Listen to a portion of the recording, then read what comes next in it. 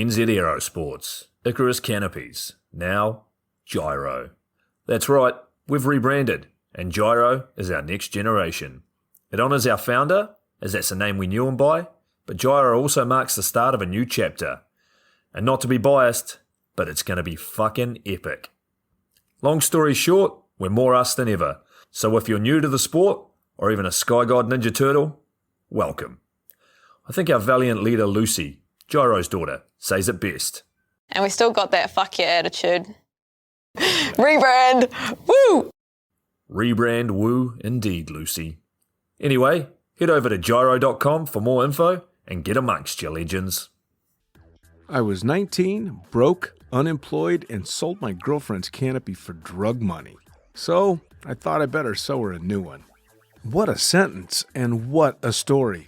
This describes the humble yet outrageous beginnings of NZ Aerosports, the home of Icarus Canopies, in the words of our founder himself. From getting a paratrooper toy from his mom, watching parachutes at the DZ as a 6-year-old, jumping off the wharf with a parachute made from bed sheets, doing his first jump at 16, sewing his first canopy on a borrowed machine at 19, and starting to sell parachutes out of a garage in 1986, Paul Gyro Martin had an undying love for the sky. Our company started with one man with the wildest of spirits and a true blue sky dream, a renegade.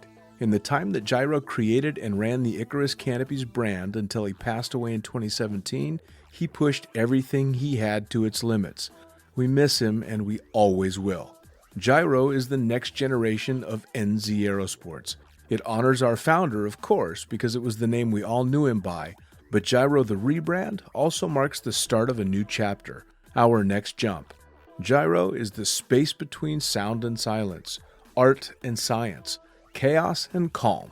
Gyro is a state of epic tranquility that transcends understanding. That moment, in the door, in free fall, mid-swoop, where nothing but the present exists. A perfect balance of euphoria and thrill. Gyro captures our passion for flying and our commitment to designing break-the-fucking-rules canopies that deliver pilots pure, wild flight. Hey gang, so I got a new book out. It's called The Upside of Fear, and it's exactly what you think it's about. It's about the good side of, well, getting scared. In it, we talk not only about the science and biology behind fear, but the psychology as well. And it's not just coming from me, it's coming from some of the best in the sport. Omar Alhigelan, Jeff Provenzano, Maxine Tate, and so many more have contributed their sometimes terrifying stories to the book to help you overcome your fear. So head to the lunaticfringepodcast.com. You're going to find the link to the book there, as well as the other books. It's available in ebook, paperback, hardback, and audiobook right now.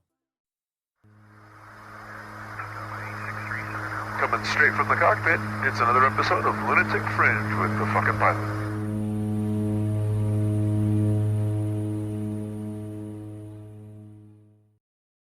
Ready, set, go! Back in the can for another edition of Lunatic Fringe Into the Void with victims in person. Gentlemen, cheers.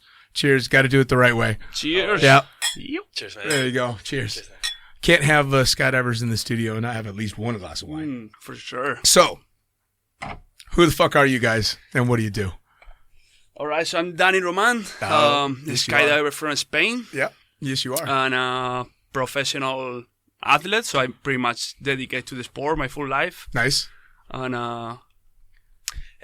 yeah, I'm Sebastian Alvarez. I'm a Chilean skydiver, and with Dani, we are teammates from Red Bull, and we also have our own team. How cool is that? Skydiving is from the whole fucking planet, man. I mean, everywhere. Actually, I'm going to jump way back because I want to hear how you guys got started on a team. But how'd you guys get started in extreme sports? Because when I think extreme sports, especially in Spain and stuff like that, I think surfing or all this. I don't necessarily think skydiving. So how did you guys end up aimed in that direction? Did it start with jumping? man, for me, it started since I was a kid. Everything started with when I was really small, really 7 years old, 6 years old. I always would say that I wanted to be a skydiver. Really? Yeah, I wanted to be a skydiver when I grow up. Do you know what sparked it? I mean, did you see a movie or something? I was obsessed with everything that fly, like a plane, paragliding, skydiving. So I was obsessed with it, and so it came from that since I was a kid, no. And then with 18, I started skydiving. Really? Yeah, So it was just that you just fucking knew you wanted to go jump out of airplanes. Yeah, since I was a kid. I have videos, it's really funny. I have videos with 7-year-old like saying that I wanted to be that. So Really? So it came true. So And you started when you were 18, yeah, I started with 18. which blows me away because you still look like you're 18. yeah. Which, and fuck you for that. It's just not even cool. You have not aged since I met you. yeah. Ay, ay, ay. Sebastian, how about you? How'd you get started in anything extreme, really? Yeah, I guess same. Everything started since I was a kid, really young. I was always doing sports. That's the truth. Always doing a lot of sports in the school. And I guess maybe my first extreme sport was rugby in the school. Yeah, that's pretty extreme. Yeah, I guess they hit hard, and I still like rugby because it's a really teamwork game, and I watch it. But then the first one that I really practiced as I would say like full on was surfing. Okay, there you go. Yes, so surfing was the first thing that I really like start practicing full time, and I start feeling the rush of an extreme sport. I've talked to a lot of different surfers that it seems to be a great segue into a sport like skydiving because you have to learn to deal with some pretty intense fear. With surfing is super fucking intense. I mean, you catch yourself on the front side of a big wave and it's like, having to learn how to skydive. You're at the beginning of a bit of a ride. Yeah, exactly. And also it's like, how can I say it in English? But it's like a world that we really don't dominate as good, exactly as the sky. Right. We're not made to fly. We're not made to swim. We're Right. just made to walk or similar. So it's pretty similar sensation when you are on a big wave than when you're jumping from a plane or base jumping or things like that you need to conquer that fear pretty much. Sure. That seems to be the biggest theme, at least in the beginning. Now, for both of you guys, since you knew you wanted to get into jumping, was the fear factor something that you were ready to deal with? Was it scary to you, or was it just, this is exactly what I thought it was going to be? I feel like everyone have that feeling, like the first jam, obviously when we opened the door, of course, was definitely scary. It was like, man, what Right. the fuck I'm doing here, But definitely, like, it was worth it, no? Right. And since the first jam, I knew that I wanted to dedicate to that, no? Nice. So actually, after the first week of jumping, I was like, man, I want a job in the drop zone. I just want to be here. Nice. And then after the first week, I started work at the drop zone, So I started working at Skydive, Okay. and that's where everything started, no? Now, So what were you doing? I started in the office and in the manifest. Okay. Yeah, so I The started hardest job working on the there. drop zone. Yeah, man, like I was so lucky. Like that was amazing.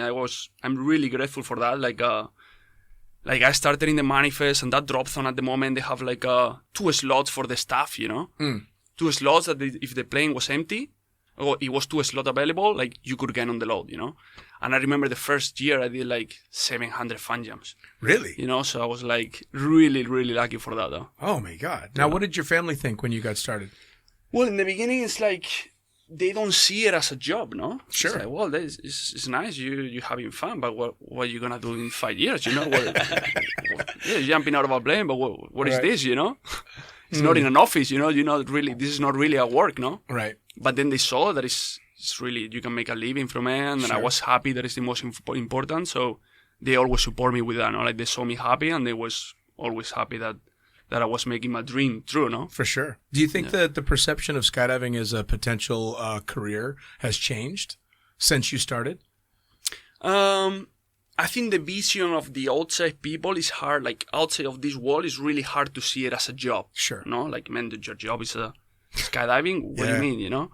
But now I think it's starting to change. No, like people see it a bit more that they can be instructors or they can be a camera. Like Sure. I think it's changing a bit. Well, and we'll talk about this a bit more, but I think it's especially due to a lot of the things that you guys are involved in that started to bring skydiving into the mainstream view.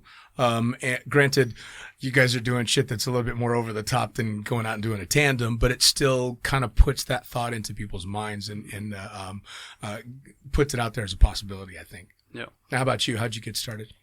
I get started in the Air Force. I was in the Okay. Chilean Air Force, and my first jump was 17, 18, but was with the round parachutes and pretty low altitude because it's just static line. And, And yeah, that's how it started. Pretty much it was a course before flying planes, so I like it a lot actually. And I did just 8 jumps because that's when the course finished. And then I asked, hey, I want to do more. And they were like, there's no way you're going to do more because we need to take care of you pretty much. You cannot get injury. Right. So by the time I keep studying and then I keep jumping sports skydiving, like normal skydiving in few drop zones in Chile. But definitely was the rush of being on a plane and then all the technical things, that like learned how to jump and the reserve pack jobs and everything. It was like, this is technical and it's fun and I need to focus and I need to have fun, Sure. So I was like, this is for me for sure as soon as I try. Nice. That was the biggest catch for me, is that it was something that scared the hell out of me, but I would have a blast doing it.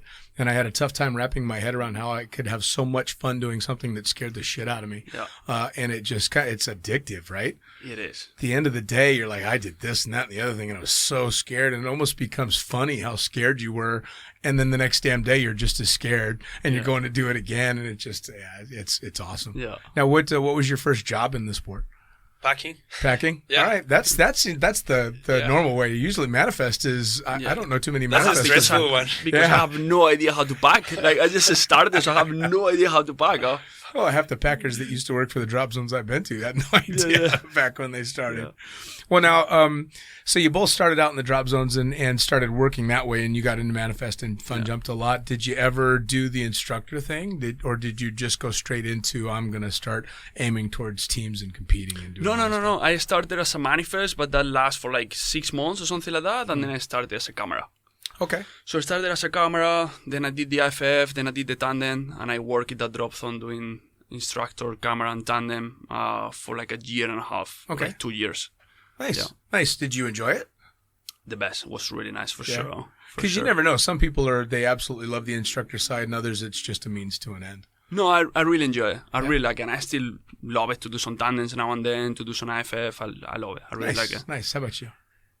Did I enjoy it? Yeah, you did the instructor stuff as well? Yeah. Well, packing and then camera for tandems, then tandems, and then AFF, and I kind of like follow the same line as everybody does. Yeah, it seems to be the standard, right? Yeah, like Dani took the stressful one. I'm wondering if you enjoy it, being a manifest. Man, that was stressful. Full respect for manifest people. Yeah, full respect for them. For sure. It's a hard job, huh? Yeah. Oh, yeah. I mean, I like to be able to say that at this point, there's probably not too many jobs on the drop zone I can't do, but there's no fucking way I could do it. That's manifest. No way, yeah. There's no way. Up in the cockpit where I can cuss and scream all to myself and nobody hears me is fine, but in manifest, no way. Yeah. So how'd you guys you guys have obviously gone a direction that most don't get to go, both doing the Red Bull stuff, which is huge, and you have your own team as well. How did you get in that direction? How did you decide you wanted these different disciplines that you're now doing so over the top? How did it all get started? Well, I think it comes from, I started to work after 2 years of working in Ligio. That's a pretty funny story, but... Please. So, basically I was working in Ligio, and all the instructors from Ligio, they did a scuba diving trip to Maldives. Okay. And on the way back, they have a stopover. So they basically did some skydives here, blah, blah, blah, and they got, everyone got offered a job. So basically they came back to Ligio, like, man, this trip was awesome. See you later, we are leaving. And we're like, man, don't fucking leave me alone here. What the fuck is going on? Yeah, man, we go to this place. We're going to be sick. It's going to be nice. We're jumping a lot. And I was like, man, I want to go too. What's going on? Take me with you. I was like, nah, man, like 20 years old. Right. Don't speak any English, no one word of English. Like, not many jumps, So I started to work at the drop zone, Google Translator. right to the palm. Sorry, man, you're 20 years old, not many jumps, and you don't talk one word of English. But man, I can try. No, sorry. The desert exactly the same. Nothing. And then I rode the tunnel. I just wanted to come here, to get the chance to fly, to jump or whatever, no? And then I rode the tunnel. Okay. And the tunnel was like the same thing, like, man, like, you're 20 years old, you don't speak any English, what are you going to do here? Right. Like, we're sorry, you know? All right. And then I was like, man, you know what? I'm going to quit my job and I'm going to go there to try to have an interview with you guys. Nice. And they didn't reply. And then I did it, no? I quit my job. And then 2 days before I have the flight, the manager, Freddie from the tunnel, he wrote me like, man, if it's true that you quit your job and you come in here, you have an interview with me tomorrow. No shit. Yeah. And I was like, man, amazing. So I remember I landed. Pablo picked me up. Yeah. And I was like, man, I have an interview tomorrow. Amazing. He's like, yeah, but you have no idea how to talk English. And you cannot even say, how are you? You know, when he asks you what you want to say, you know, like, so I remember that night was really funny. We just went for some drinks and then, Basili, he was trying to teach me a bit of English, you know? The night before your interview. The night before. So it's like super funny, no? And the next day we went to the meeting. And then, man, we sit down in the meeting, Pablo as a translator. And then this Scottish guy, Freddie, super nice, you know, like was talking. And I have no idea, not a single clue of what he was saying. No idea. I just look at him and I say okay to everything. It's like, man, like, I agree with you. Whatever it is, I agree with you. Yes, I just want to fly and stay here, man. So whatever you tell, I'm happy with it. All right. So it was really funny, no? So like, basically saying, okay, like did some fitness tests, did like some pull-ups or whatever, did some tests on the tunnel. And then with some help with Pablo for sure with the translation, I got the job, no? Like the course, instructor course, no? Course, no? So it was super funny. And then everything started, no? So I think that was a really good move. That was really lucky because for me, it was like the university. Sure. Only a 20-year-old would have the stones to quit his job and fly halfway around the world to interview for a job in a language he couldn't speak. But what's the age to do it, you know? It was nothing to lose, huh? Yeah. So no, that's fucking nice, epic. And I mean, I hate to say it, but that's like perfect for the sport. Yeah. And it was super funny, man. Like, fuck, Dubai was like the first year, like no idea of English. Like, man, pretty much like you sitting on a table with someone eating, you know, like 4 or 5 people, like everyone from the tunnel, and you're like a cow looking at a train, you know, you're like, no idea what's going on, no? But that's how everything started, no? So Dubai was like the university, like we got to fly so much.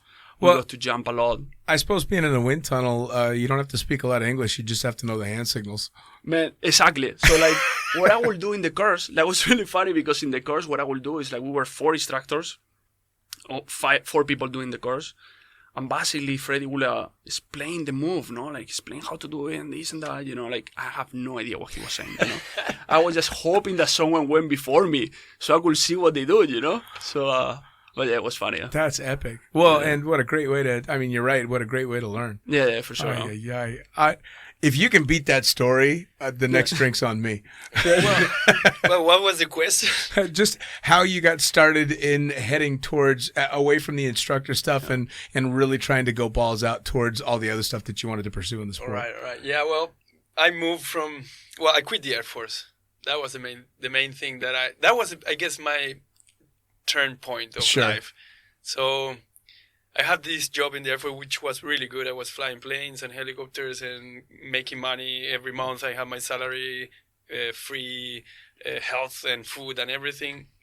And they treat us really good once you're a pilot. But then at one point I did that exercise of like looking towards the like big boss, I don't know, colonels or lieutenants or whatever. And I was like, oh, am I able to keep going like this and be like these guys in 20 more years? And the answers was right away no. So every answer was like no, I don't see myself being like that. Even though I wanted to fly planes and keep going, but so I just decided to quit, and then I put everything that I had on skydiving. So the first thing that I did was go to California. I heard about this drop zone. I'm sure everybody has heard Lodi, which was really convenient for me because it was $13 a jump, $5 a hop and pop, and I was like, all right, I'm there. When were you in Lodi? What year? I was there 2011. 2011. Okay, so I just missed you because I flew for Bill on a contract basis for a very short period of time. Yeah. All right. Yeah. And then I stayed there on the side hangar tent, jumping, and by that time was like the boom of wing shooting in California, I believe, and there was a lot of the best in the world, I would say, or some of the best. in California jumping. So Sure. so I get to meet one of my good friends. That was Johnny Flores. Yeah. And he kind of grabbed me and told me like how to fly, what to do. He pretty much coached me for 2 years. And I just learned everything from him, like wingsuiting and skydiving. Yeah. And then I on the side I just make like the other courses. I make money on the tandems and camera and everything. But every month, every dollar that I got, I put it on skydiving to train. Awesome. And then trips start travels and everything. For sure. Yeah. Fucking Johnny, man. What an amazing what guy. a legend. Yeah. I met him and Katie Hansen. Katie Hansen, oh, yeah. fucking. Well, now Katie Hansen Lajeunesse. But I met them when I was flying out there, and they were just really getting big into wingsuiting. This would have been maybe 2009. Yeah. And they're just such fucking great people. Yeah. He was just such an awesome guy. Talk about a big heart. Yeah, Yeah. exactly. Well, that's what he did with me. I mean, like I'm really grateful about what he did because I couldn't pay for anything, but just for friendship, and he was like, dude, I'm gonna help you. And I remember he told me like, you can tell when I still can see like on young guys when they are hungry to get better, like Dani's story, even though he don't know how to speak in English, he's willing to go to Dubai. Sure. Well, that's the thing, right? I mean, if you show that you're willing and you've got that hunger, man, that goes a long way. Yeah, it's powerful. Yeah. So I guess that's what Johnny told me, and he said like, dude, let me help you, and we're gonna start flying together, and that's how everything started. Were you drawn towards the wingsuits being a pilot? What was that? Sorry. Were you drawn to flying wingsuits because you were a pilot? Yeah. So I feel like everything like makes sense to me. Sure. At the beginning, it was all wingsuit. I just wanted to fly wingsuit, and then I of course, learned everything more about skydiving and everything. But I feel like wingsuit has has everything of aviation, aerodynamics, and everything, and so So pretty much the theory I didn't need it to understand it. Sure. I just needed to understand the athlete part. The athlete. Sure. Well, and I mean, there's not a pilot listening or out there that doesn't have that dream of being the surfaces that they're using to fly. I mean, you spend enough time flying a plane and you are that plane, but to actually be the fuselage and the wings and the tail, that's fucking epic. Yeah, right. Danny, what drew you to wingsuits? Man, I think for me the focus in skydiving has been shifting a lot.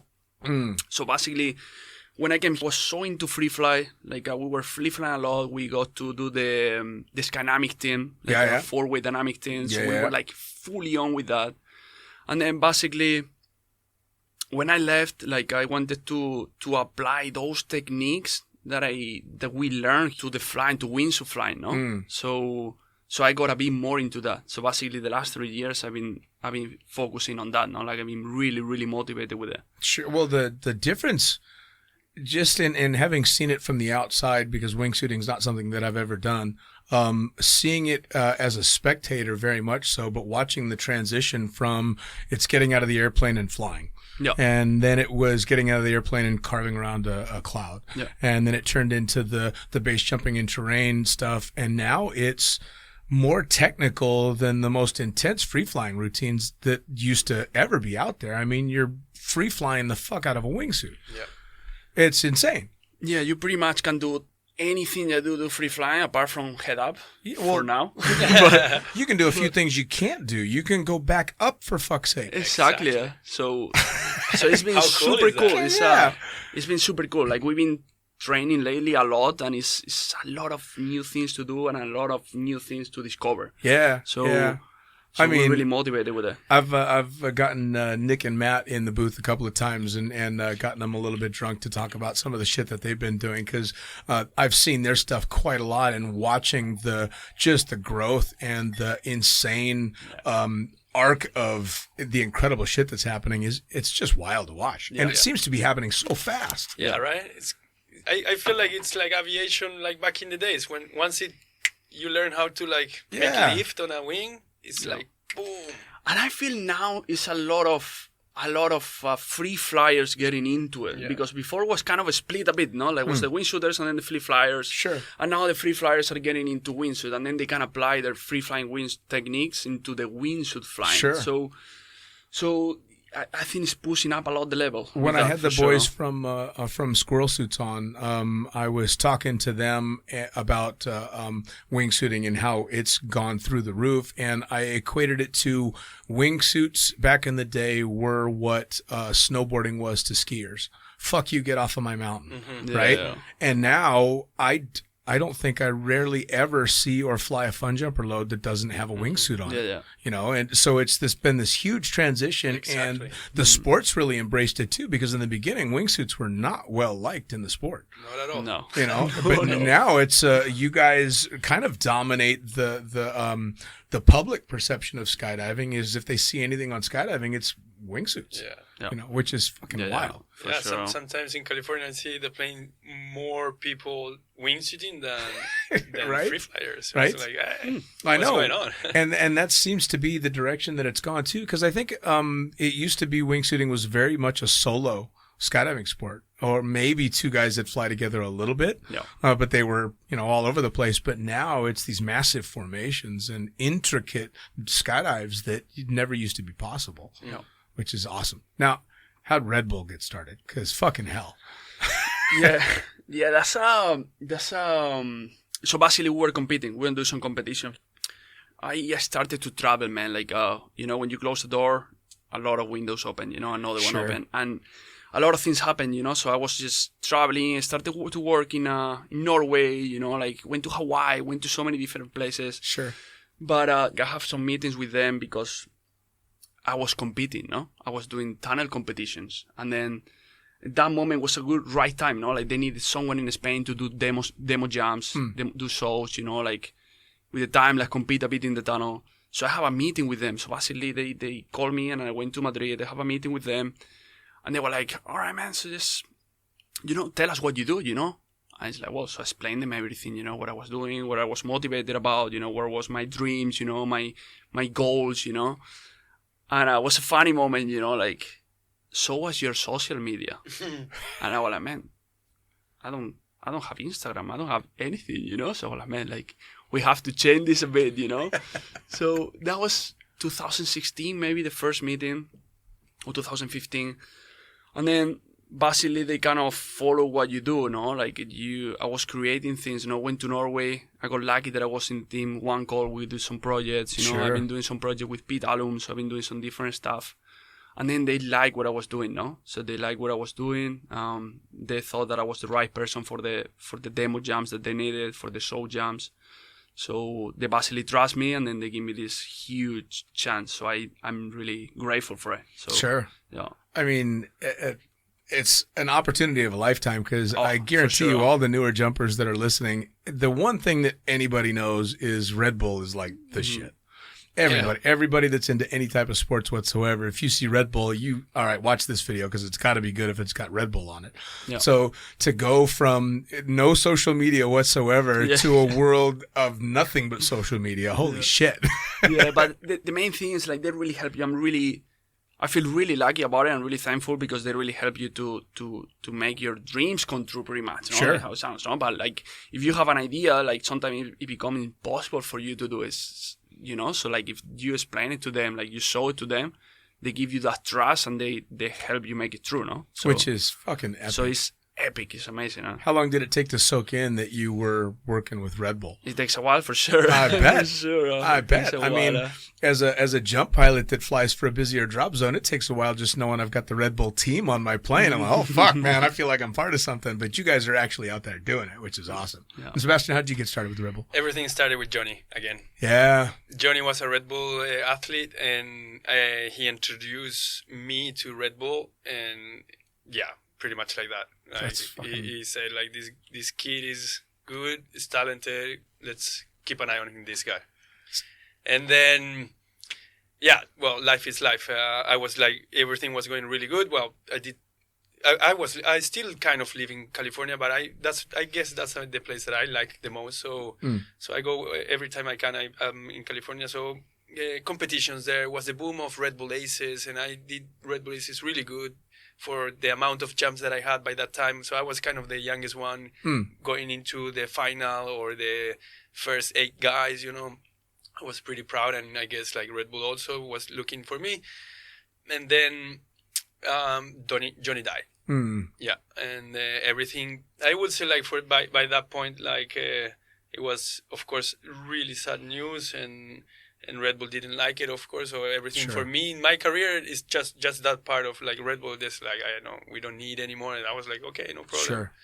And I guess the one who opened the doors again was Dani. Nice. Because maybe 4 or 3 years later, Dani was the first wingsuit pilot and skydiving athlete that goes back into Red Bull, and he probably shows again that we can do cool stuff being safe. You know? Sure. Well, and I've heard really good things about Red Bull in that they really don't want their athletes pushing safety for spectacle. They want you guys to be safe. They want these badass things, but they want to make sure that it's not too over the top, because I've heard of a number of people that were doing incredible things being turned down by Red Bull because they were just too over the top. Definitely the ideas that we, like when we present them an idea, like you have to think that we explain an idea to someone that is not really involved in the sport. Sure. You know, like they have an idea about it, but everything sounds a bit crazy. Sure. You know? So definitely a lot of projects that we present, even if it looks really clear to us, like it might look really dangerous for them, no? Sure. So definitely that's the main priority when they choose a project that is not dangerous, or like we have, you know, like it's not crazy. Sure.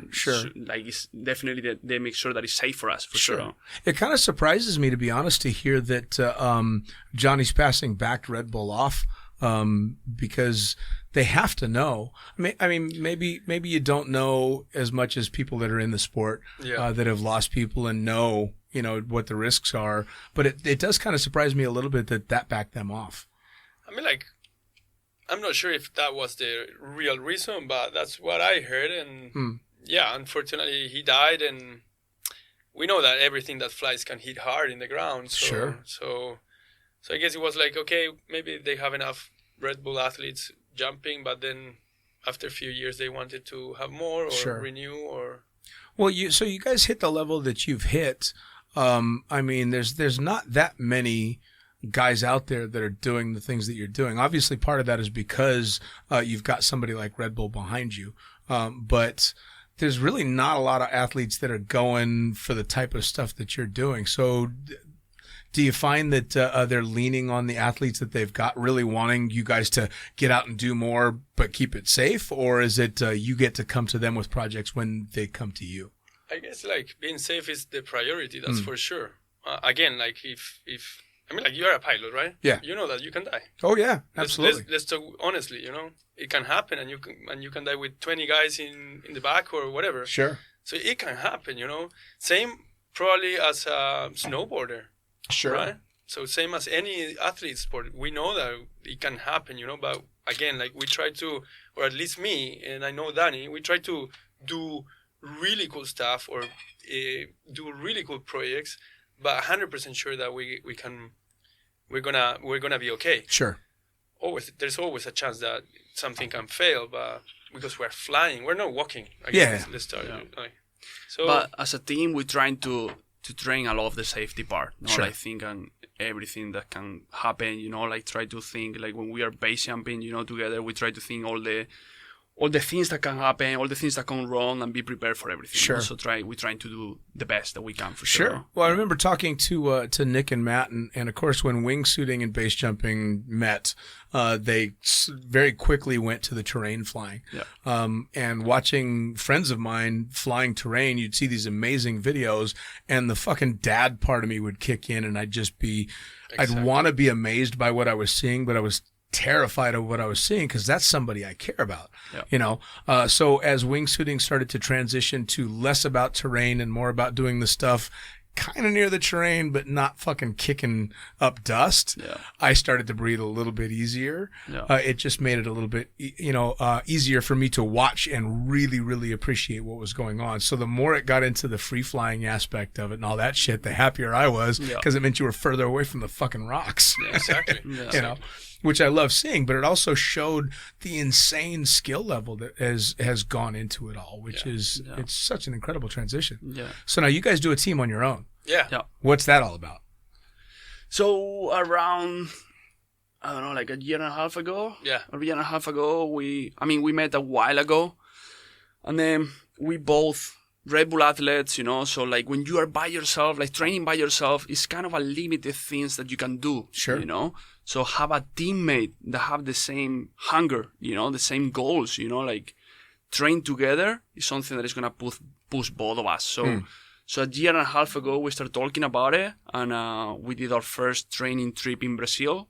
It was a big success. Like we were really happy about it. Nice. And since then, we try to meet like 1 month on, 1 month off, and then train as much as we can and create things together. Nice. Now, so walk me through what a modern wingsuit competition is nowadays, because I know that it's morphed into so many different things. It used to be the Red Bull Air races and all that stuff, but now it's choreographed, intense routines. Like what goes on in a competition? How are you being judged? So they have is two type of competitions. The performance competition that is like big suits, and then basically it's kind of like swooping. So it's like distance, speed, and time. Okay. And then it's the acrobatic competition. That is basically grips and a compulsory round. Grips and wingsuits. Yes, grips and compulsory round. They love it. So we're not really into it. We kind of prefer to create more like a free routine, and then more play with the free fly aspect of the flying, and that doesn't involve competition. Maybe in the future, but at the moment doesn't involve. I'm gonna be honest. I'm not really into anything that can fly straight and alone. So to be honest, like a performance competition, I might try it maybe when I get older and I have nothing else to do. I did a comp, and man, I was like, man, like also the feeling of the competition. You go there, a man was like, it's a computer game pretty much. So you go there and I got there, I have no idea how was the competition. I just got there, all right, speed, like not ready at all. Speed, all right, just go fast. Time, all right, just fly flat, and slow. And then everyone, like computers, like the computer game, like seeing the statistics, see the graphics, and have no idea what they're doing, Sure. Like, I'm not into it for sure. And then it's just flying straight and alone, so it's a bit boring. Boring. Yeah. And also, like, honestly, I think it kills the sport. I mean, like, let's go again, because I have a background of aviation, but when they were breaking records of who can go faster, it was like from the 40s until the 60s when they break the Mach. Right. Mach 1 or 2, and then that's it. Yeah. Now nobody's like racing in a straight line, and I have the fastest pilot because I have the fastest plane. Right. Like everybody can fly straight and forward. Sure. What we want to do, or how I think, or how I see the sport is dynamic as much as I can do, move around, show how much technique I have, and do layouts. I don't know, whatever you want to Create do. new things, Create, but staying straight in a line, solo. What I'm gonna do? The things that I see in wingsuits are getting closer and closer to the dynamic flying that I see in the tunnel. Yeah, definitely. And there's a big link to that, right? Because I mean, the free flying and the wingsuit flying are one and the same anymore. I mean, you're free flying, you're just wearing a wingsuit. Yeah. And I would think that the sport would generally or would naturally go towards an artistic round. Although obviously that kind of thing is subjective. I know that a lot of the athletes don't like the competitions that are judged on a subjective thing. Oh, that was pretty. That wasn't pretty. Yeah. Because then it's just a crapshoot as to the judges you get, not your skill. Yeah. So I don't know. I don't know where I see it going, but I mean, it's got to be a whole lot of fun getting there. Yeah. Definitely. It has to be. Yeah. Now, in regard to back to the Red Bull stuff, the stunts, the kind of stuff that you pitch, like what are we talking about? What are some of the stunts that you've pitched that, hey, we want to try this, we want to do that? Well, it's a good example. Seba just have one of the, the craziest things I ever seen, no? Like he just flew in and out of a volcano. It was of an active volcano. So, and I was lucky that I got to film it, and that was really fucking impressive. How the fuck do you pitch that? Yeah. It all started because of the flare. Yeah. Because of the power that we get nowadays with the wingsuit, so we can go up, actually. We can really go up. And then somehow I was looking for a place to do a flare, and I end up watching, It's in a volcano in Chile, so I've been there since I was a kid in holidays. It's a beautiful place. It's really nice, and I end up looking this volcano, and then I take the measures and from Google. It's like, hey, how the diameter of the crater, and it was like it's 200 meters, so it's like 600 feet diameter. Yeah.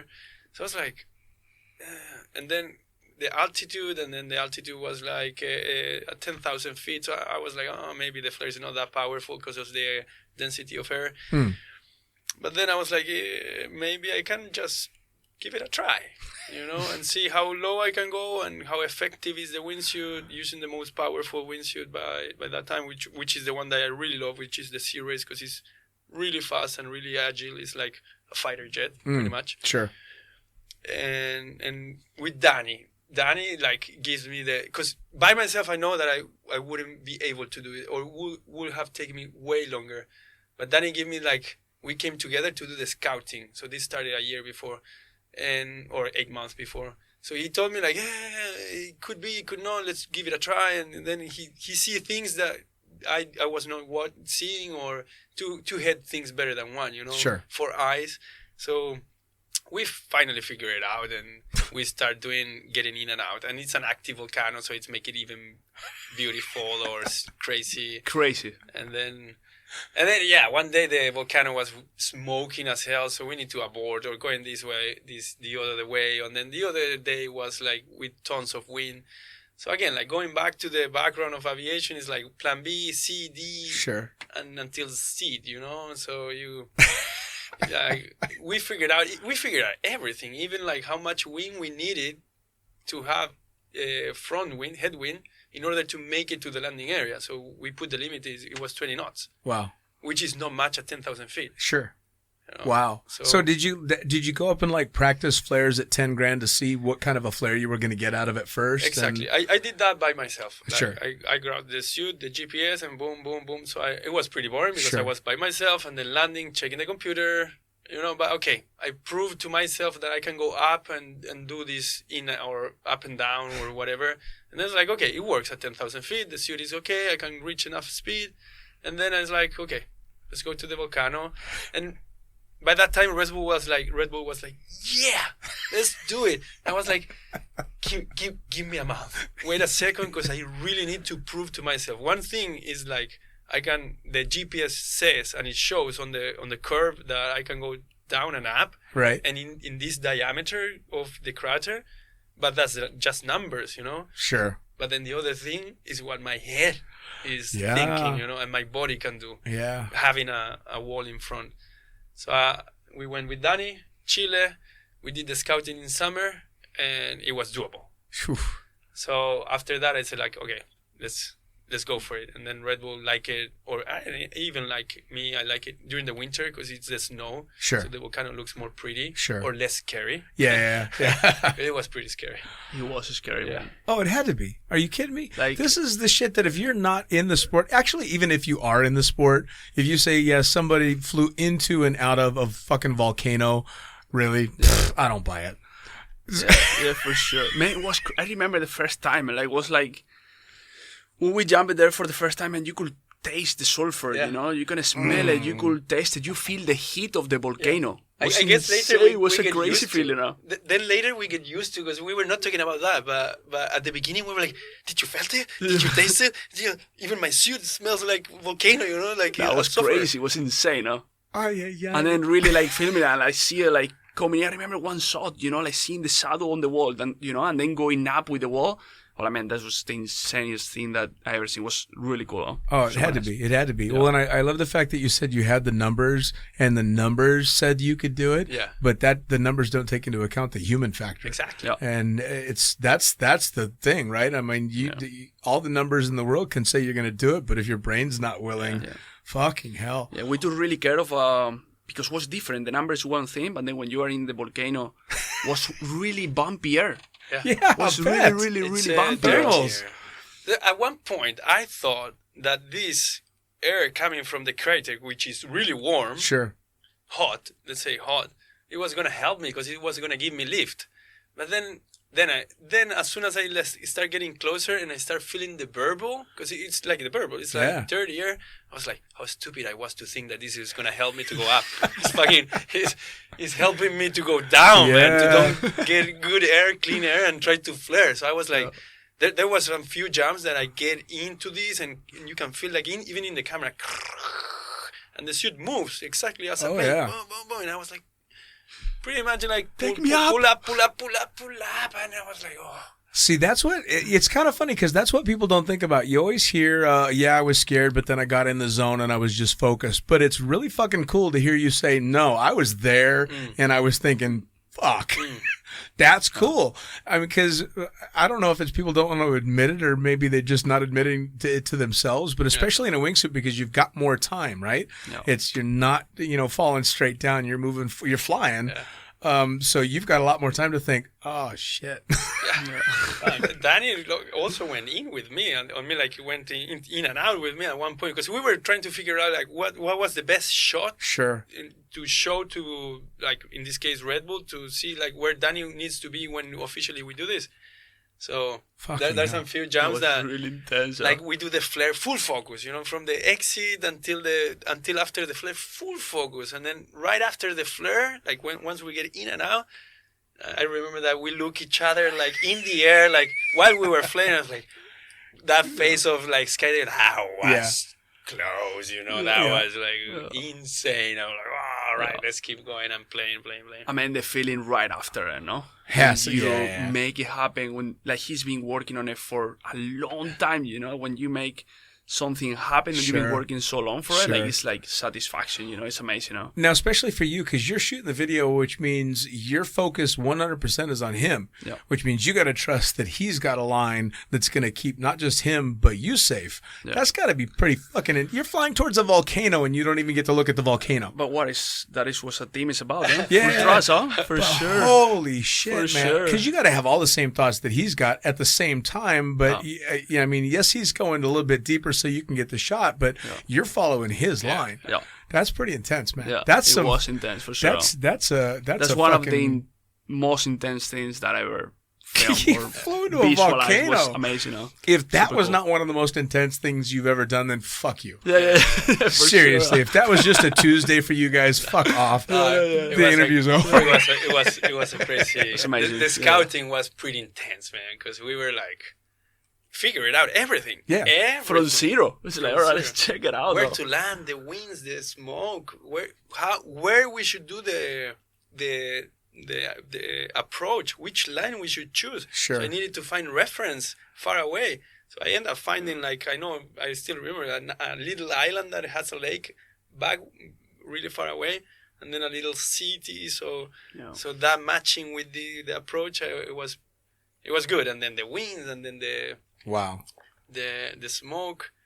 But yeah, Dani helps me a lot. So I mean, it's super fucking intense. Yeah. Now, does Red Bull approach you guys with ideas, or is it all you guys coming up with, hey, we want to try this? Or we got some ideas from them, no? Like normally we get shows, and definitely they approach us with a lot of ideas, and we apport also a lot of ideas. Sure. No? So it's a mix between both of us. Sure, for sure. They've got a number of teams doing some badass stuff, and of course, Fred and Vince and all the stuff that they've done all over the years, and the amazing stuff that they've done.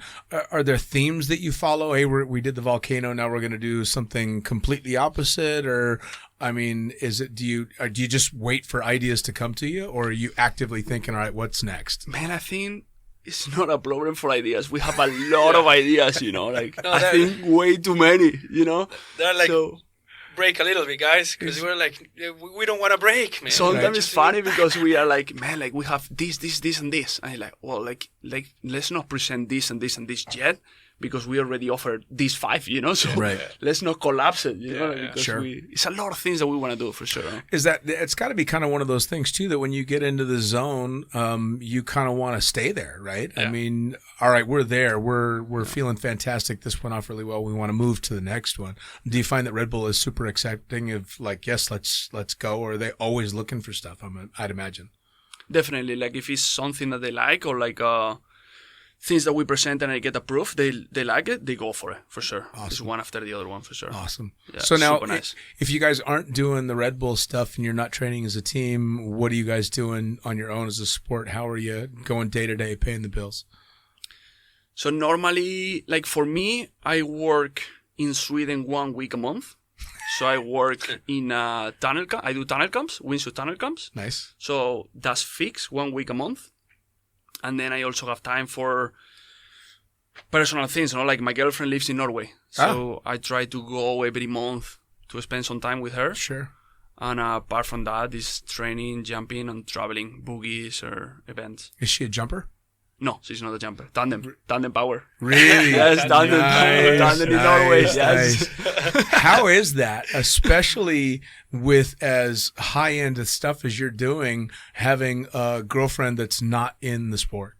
So when I met her, she knew me already like this, So she accepted. She fully accepted, But I think it's nice that she's not into the sport is because when I go holidays or when I go to Norway, I'm fully out of jumping out of that wall, Sure. I'm on like You're hers. different wall, like a mountain, go to the beach, do completely different stuff. Nice. And then I feel that gives me power and motivation. So when I come back, my batteries are fully charged. Nice. So I think that's really good. Nice. I think it's good to have something apart from skydiving for sure. Huh? My wife has nothing to do with the sport. She's done one jump, and I think she's listened to half of one podcast. Yeah. Yeah, she doesn't give a fuck. Yeah. She hears me talk all the time. Half of the people listening to this podcast want me to shut up because they only want to hear from you guys. So I feel the same way. She feels exactly the same way. Yeah. How about you? Have you what do you do when you're not jumping? First off, or what do you do for work when you're not doing the Red Bull stuff? And have you got a significant other? I guess like what I do right away when I'm not training or skydiving is surfing. I go back to my roots. Nice. Surfing gives me a lot of happiness and also like mental and body health. Nice. And then the next thing is like I'm always coaching or doing little camps or big camps and Nice. and taking people tandems or even though AFF sometimes I try to keep like everything going like current on every discipline. And yeah, that's what I do. I remember even as a longtime skydiver, when I started flying at high-end drop zones and meeting the guys that were making the videos and doing all this intense shit, and then all of a sudden they're on my manifest chucking drogues. And it was always the strangest thing to go, wait a second, but I watch, you're that guy and you're holy shit. But then it dawns on me, oh wait, you got to pay the bills too. And doing this stuff doesn't necessarily pay the bills. That's the thing too, right? Is we've chosen a sport and a profession that we're never going to get rich doing this. No. Yeah, no. But it's not about that, right? It's all about the passion. Exactly. It's all about the passion, Like if you're here for making money, you're in the wrong place Wrong for sure. fucking sport, Wrong right? fucking sport. I know it. I've talked to so many, especially competitive canopy pilots that I just had Nick Bash on, and he's like, yeah, you better be doing this for the right reasons because you'll stand on the podium with the gold and it's doesn't get the bills paid. No. Now for surfing, what's your niche in surfing? What's your thing? Big waves or? I was born by the beach, really lucky, and I did enjoy a lot of big waves, but that took me a while, maybe 10 years to get into big waves, and then I still enjoy more like medium to small waves, so I can practice more maneuvers. Nice. I feel like I have like this compression, maneuvers and small waves and everything is like free flying. Sure. And then big waves and all that thing that scares you is like base jumping. Yeah, that's a good comparison. Right. That's a really good comparison. Because I have felt that fear on big waves, and I have felt that fear base jumping, where you stand up on the mountains like, okay, full on. Yeah, I've big felt or that go fear home. on little waves. Yeah, definitely. I'm a professional observer. Like I'll surf little waves badly, but I love watching big wave surfers. Yeah. I skydive actively, but I love watching base jumpers. I've never base jumped, never will. I'm happy to watch you guys do it. Speaking of, how'd you guys get into base jumping? Because that's a whole nother fucking sport. I mean, it uses a parachute, but it's a whole nother sport. Yeah. Yeah. I started in 2011. And I was really attracted to base jumping before I started skydiving. Watching all the videos, like all the Jockey Summers videos and all these videos, you know. But then when I started skydiving, I kind of slowed it down a bit, and I was really motivated with skydiving, you know. And then when it was the right time, I think it was like 1,000 jumps, something like that. Then I did the base course in France, and then from there I started. No, so Cool.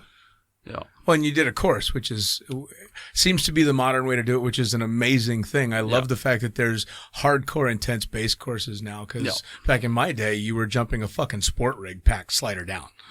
Insane, huh? It's crazy to think about it now, huh? Oh, man. My first year in the sport, one of my instructors hired me to go along with him to film Bridge Day back in 1996, and half of the people jumping were jumping sport rigs packed slider down. Oh, fuck. I mean, that was actually when I decided I was never going to base jump, because I watched so many people hit trees and slam into the water and hit bridges and shit. I'm good. How about you? How'd you start in base jumping? I started in California. Well, no, in Idaho actually, but because of the California crew, I was in Lodi by that time when everybody was coming from Yosemite to train in Lodi to go back to Yosemite and so repeat. Dean Potter and the crew. So I met Dean Potter there, Graham Hunt, and lots of guys that now unfortunately are not with us. But they were doing this, and I was like always wondering, like, they come here, they jump 2-3 days, they make a lot of jump, and then they go to the mountains. And of course, then later I watch the videos, and that I would guess like motivates me. For sure was wingsuiting. I wanted to go for wingsuiting. But then exactly what happened to Dani, I was like looking to get into base jumping as soon as possible. But once I tried skydiving, I was like, okay, I like this too. Sure. So I'm going to stay here for a while, and I'm going to wait for have more experience. And then I did a course and in Idaho. And then I repeat Idaho for 2 more times. And then I went to the mountains, and my same instructor did me the mountain course. And it was step by step, even though like I love it, but I had a big respect for that. And I guess like again, like just like some nowadays I feel like the kids or people who are coming into that sport to base jumping are taking it more serious, because there are really good instructors all around the world. Sure. But maybe sometimes back in the days were like just about rush. And then you see accidents and and then you figure out like how serious is this, you know? Sure. Because I have my theory too. It's like maybe big waves can give you another opportunity, you know? You can wipe out on a really big wave, and you have a lot of things that make you survive, like I don't know, more air or whatever, they're gonna rescue. And then in the snow, for example, when you snowboard, you do a big air and you're gonna hurt yourself. Probably you're gonna break an arm or a shoulder or whatever. But then in base jumping, there's no second chance. No. Once you hit, and it's probably the last mistake you make. You know? So I feel like that's the borderline or the red line that you don't want to cross. Like you don't want to make or be pushing for that big mistake, because once it happens, it's the end. So that's why I learned after watching and watching and watching. I mean, skydiving to some degree too, but specifically base jumping, you want to learn from other people's mistakes. You see it with people in canopies too. Like, I'm not saying that I can get hurt. Sure. Dude, talking honestly, I can. All of us. Sure. Of course, absolutely. Because we always trying to push it, but I'm trying to avoid all those like. Well, there's not too many. I mean, the one that jumps to mind is Jeb Corliss skipping off the ledge. Not too many people get that fucking lucky, right? And I mean, skill, luck, whatever. I call it fucking luck. He hit that fucking ledge and survived it. Holy shit! Yeah. But that's a 1 in a million, right? I mean, that's you don't get second chances like that before. It's funny you were talking about Lodi and the crew and being big in base jumping as well. Myself and instructors at Skydance in Davis, I was chucking drogues and doing AFF out there. And we had a bunch of guys that were known as the Stone Monkeys in Yosemite. Ammon McNeely, Nicola Martinez. Yeah, I know. Nicola, Yeah, fucking one of my closest Yeah, friends. He's an amazing super guy. cool And guy. Nick, if you're listening, hello. Yeah. Buddy. He hooked me up with Jeff Weatherall on the podcast as well. But they came out to learn to skydive. So I was Nick's AFF instructor for the first jump. And they came out literally saying, we only want to learn how to do this so we can jump off the shit we're climbing. Exactly. And hats off to them. That's exactly what they all did. Ivo Ninov, Amma McNeely, all of those guys went out and became badass base jumpers, you know, and did exactly what they said they were going to do, but they tried to be really safe about it. And I think that's where I started to see that corner turn, that it just was a bunch of guys grabbing rigs and fuck it, I think this will work, to I need to think about this. You know, and especially with guys like Dean Potter. Exactly. And they also have like a plus, like Ivo Nino, like Nicola. They have a plus because they were mountaineers. Yes. They are climbers from before they jumping. So they know everything about the mountain. Yeah. Instead of just a normal guy that wants to base jump. That's when like alarms to me like pop up. Like, what you want to do? You don't know about climbing, hiking, ropes or whatever. It's like, whoa. I just talked to Nick not that long ago, and I told him we were going to be coming to the States next year, and he keeps trying to talk me into going to the Valley and climbing up El Cap with him, and I'm like, you're out of your fucking mind. There's no way. Oh, no, it's easy. It'd be 3 days, no problem. You're out of your mind. No way. The intensity of something like big wave surfing or high climbing with that kind of exposure, that's beyond my reach. Yeah. So what comes next for you guys? Is there a plan for the future, or is it just we're doing what we're doing now? Man, it's not really a fixed plan, but it's a lot of ideas. So it's not a fixed plan what we're doing. We know that we stay here this week. Nice. Then I leave for a while, and then we meet again around end of January. Yeah, and then end of January and February. So we're going to be training again. But it's a lot of ideas. Nice. So we still have to make the calendar of when it's happening. But it's a lot of ideas for sure. Now, before I forget, let me ask, how do they follow both you guys on social media? Because now you got to be a social media whore. We are for sure. Yeah. So as a team, as individuals, how do people find you and follow you? Yeah. So in Instagram is Dani Roman. Yeah, mine is Sebastian Alvarez, and as a team, we are named Dimension Flyers. Dimension, all right. Yeah. I like that. So anything we should be looking for? Any big plans? Any Red Bull stuff that hasn't been aired yet that we should be watching out for? And how do they find out how to see you fucking fly through a volcano? Yeah, well, I guess like the volcano, you can find it in YouTube, in the Red Bull account, or even in my Instagram, even in Dani's Instagram, you know, the point of view of the camera and everything. And dude, we have so many things for the future. Like, we would love to have somebody to organize our mind a little bit and stop us for a while and say like, okay, this. But I guess we're doing it good, and we're just training for next really cool projects that maybe like, it's hard to surprise the world, you know? Sure. But at least we want to like make it happen in order for us to feel better and push the sport forward, you know? Sure. Actually, that's a good question. Do you find now the world is so inundated, especially when it comes to social media, with 60-second videos of all this different insanity going on? Do you find that it's difficult to stand out? I mean, I don't really mind to stand out on social media, no? I don't really mind how many Red views. Bull does. Yeah, but we try to do whatever we like to do. Sure. Like, we don't really care how many likes it has, or we just want to do what is our dream to do, no? Yeah, nice. So we're just doing it, and then we share it with the world. If they like it, it's good. If not, we happy that we did it. Nice. Yes, that we got the exactly. chance to do it, no? So It's dramatically more important than how many likes you get. That's for sure, Definitely. because some people worry about it. So it's like, man, we got to do this. Doesn't matter if the volcano video, it didn't got enough, whatever, you know. But right. But we happy that we did it, man. Like, it's nice, you know. It's awesome. Well, I'm sure you guys have discovered by now that if you're doing something that you're passionate about, people will come to it. Yeah. Like, I mean, there's people that are passionate about stacking dominoes, and there's a fan base for those people that stack dominoes if they're passionate about it, you know. No, that's it. It is. I mean, like, we want to show how passionate we are for the sport and how much we can push forward, you know. That's I guess that's our mission, or my mission, or like, have fun, enjoy it, be the best that you can be, and push it. A whole lot different from an Air Force pilot, huh? Right? Yeah, not much. No, I love it though. I mean, I'd say half of the people that I've had on the podcast had drastically different plans for their lives until skydiving in something like this took hold, and it went a completely different, much more enjoyable direction. Yeah. Where's a 50-year-old Dani?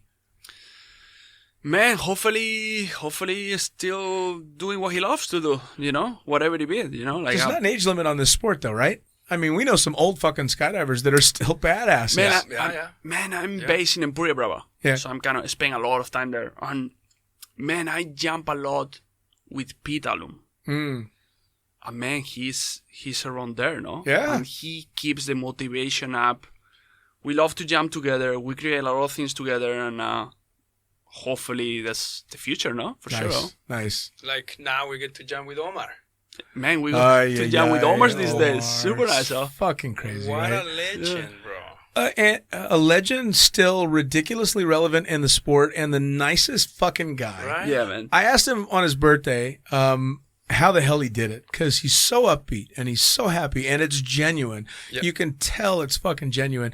And I don't know how 30 years in the sport later, this guy is still so fired up. I did it wrong. I went straight into tandems and shooting video, and I worked and forgot what fun jumping was. He kept that passion the whole time, and I'm so jealous. And jealous of you guys as well, because you quit the career, and walked away from all that stuff to follow that passion and just kept going with it. And I had to rediscover what being a fun jumper was like 22 years after I started jumping. So I'm jealous that you guys are doing it, but I'm also super encouraging that you're just going full bore with it, which is fucking awesome. Yeah. It really is. Gentlemen, cheers. Cheers, man. I cannot thank you enough for coming and sitting, talking shit. Good stuff. Cheers. All right, one more time. Social media, Dani Roman. Dani Roman. All right, Sebastian Alvarez, and we are together. Dimension Flyers. Dimension Flyers, awesome, gentlemen. Thank you so much. I'm gonna catch up with you after the next fucking volcano type thing you do. Yes, thank you for having us. Thank you, buddy. Cheers. Cheers, man.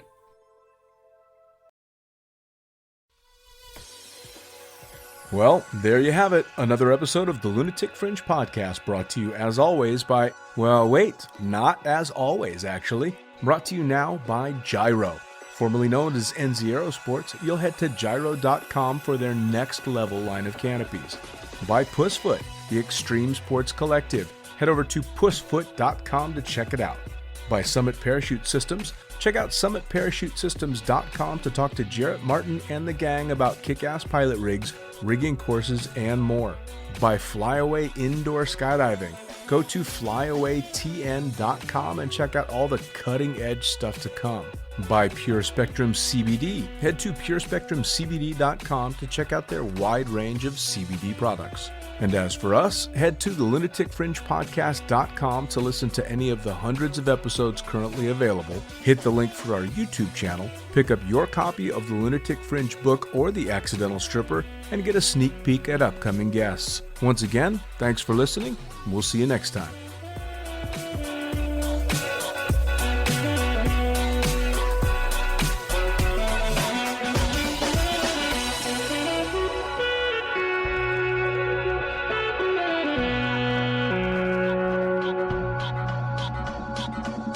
Thank you.